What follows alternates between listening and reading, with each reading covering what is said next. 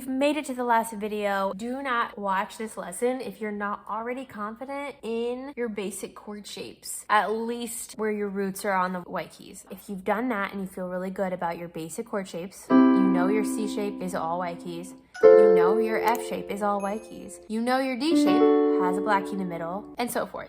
We're gonna learn inversions. All that is we're gonna take the same three notes, C, E, and G. I'm just gonna play them in a different order. So I can play a C chord actually three ways. So this is C.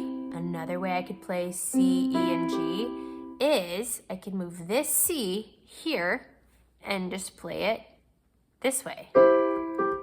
That's also a C chord because I'm still playing C, E, and G, just in a different order or in inversion. This is called the first inversion. The second inversion, I scooch this E here now. So that's another way I could play a C chord. Now, you might be wondering, why would I bother with all of that? So once you play for a while, it just helps to like consolidate everything into one area of the piano. Let's say I'm like trying to play F, G, and C. Like I like these two, F and G, but this C is like way too high, or that C seems too low. If I really want to consolidate, do less movement, I could do F, G regular, and I could play my C here instead. It just sounds a little bit more refined as well. Again, this is not super necessary, but it could elevate your sound a bit. I honestly don't play that many inversions, but it is helpful if you want. It just sounds more even rather than that sounds more final, or like those have three distinct sounds because I played the C chord in three different ways. Now, you can do inversions with literally any chord. Let's try it with the D. That's my regular D, where my root is the D. Now, my first inversion, I'm gonna now play this D instead. Instead of this, I'm gonna be like that. Now I'm playing this D. Now my second inversion, I'm gonna play that F sharp, like that. Just have fun. Literally, this is supplemental if you would like. This is extra things. Maybe we're getting out of easy keys territory, but this is kind of the end of the road. This is just so that you know it. If for some reason you're like, oh, I don't like how low this one tone or this one note sounds, then you can invert it and make it sound more even. So there's that 2 cents. The other thing, I'm gonna show you some more fun ways to play chords instead of just boring chords. Okay, now we had our time signature video or our pattern of beats, right? The key is we're still gonna play the same chord for the same amount of counts.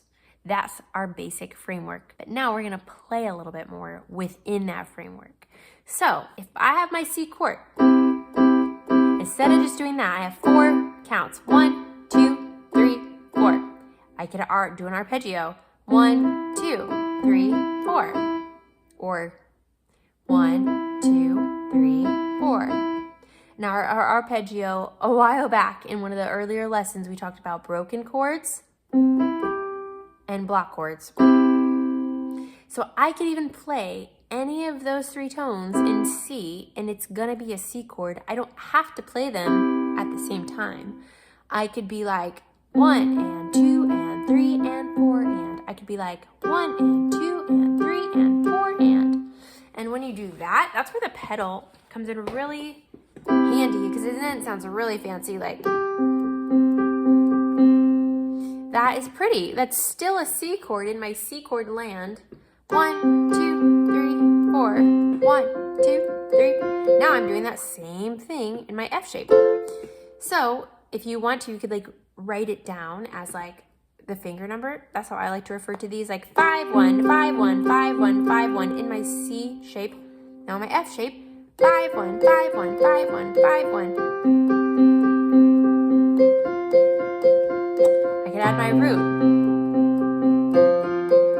And it's literally though, it sounds so fancy, but it's still just 2 basic chords for 4 counts each. But play around with this, okay? The other thing we could do, especially with 3/4 time, when we do 3 beats per measure, we really could have fun with those arpeggios.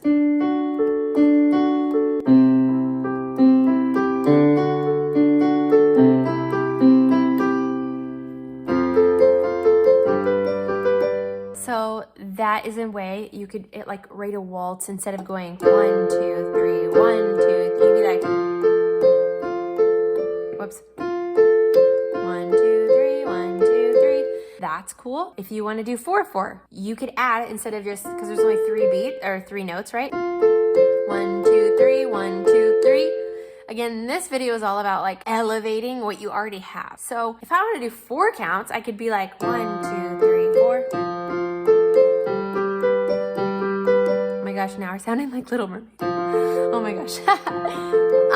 Anyways, that is how I could do it. Again, I was still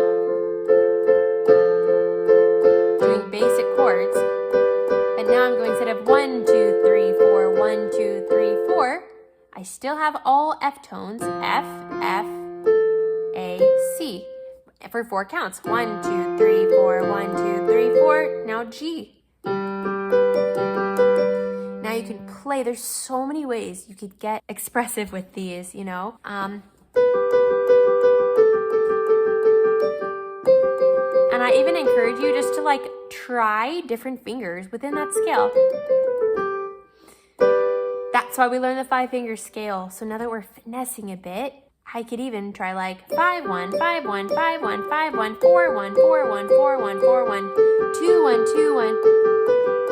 I mean, that's the beginning of a great song. Like I just did that, but that sounds like a hook, you know? The last thing that I wanted to share about finessing our sound is, we've talked about our chord shape being a basic 1, 3, 5, right? So C is that. Now, there are such thing as sus chords or suspended chords, not suspicious.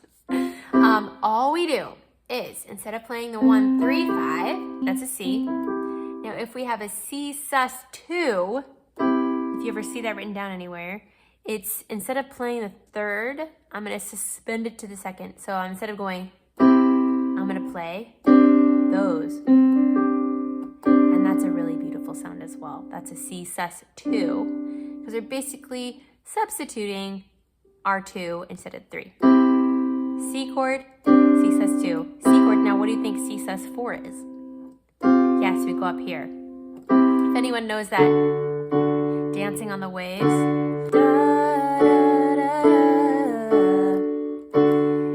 that's what that is.